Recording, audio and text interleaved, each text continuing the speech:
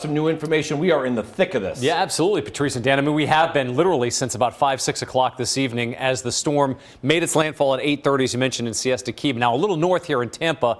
The story in this part of the state has been the wind and the rain, not so much the storm surge. There's some flooding here. If you remember those stop signs from Helene, the water was up just to the bottom of the stop sign itself. So the surge has not been as significant, but the rain has been even worse and the wind just as strong. Current wind gusts 91 miles an hour in St. Pete.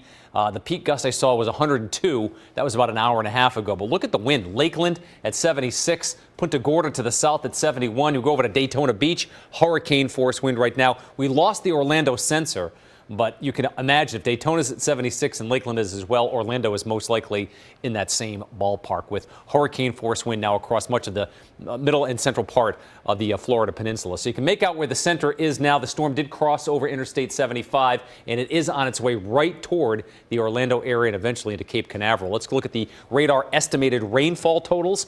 13 inches of rain is what the radar is estimating in the Tampa area, but impressive numbers to the north at over 8 inches. Winter Haven, where the Red Sox years ago used to play spring training baseball, 8 inches of rain there in the Orlando area, just under 6 inches of rain so far from this. The inland flood threat has been significant, dangerous inland flooding, and literally still coming down in buckets right along that trek from Tampa to Winter Haven tonight. So the velocity scan gives us a very good idea of where that center of circulation is, as you can see. Again, just ripping right toward that Winter Haven area, and still sampling some impressive wind gusts there up in the clouds at about 100, 105 miles an hour. So it is down to a Category 2 storm. It will likely continue to weaken, maybe a Cat 1 as it moves over Cape Canaveral, but it should be offshore by mid-morning or I'd say mid to late morning tomorrow as a Category 1 hurricane, weakening as it encounters very unfavorable conditions out there in the east.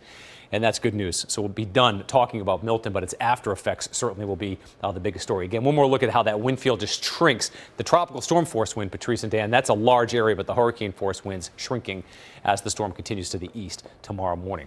Back with more ahead on what's been going on in Florida with that tornado threat and damage earlier today, as well as our local forecast, which is cooling down. I'll see you in a bit.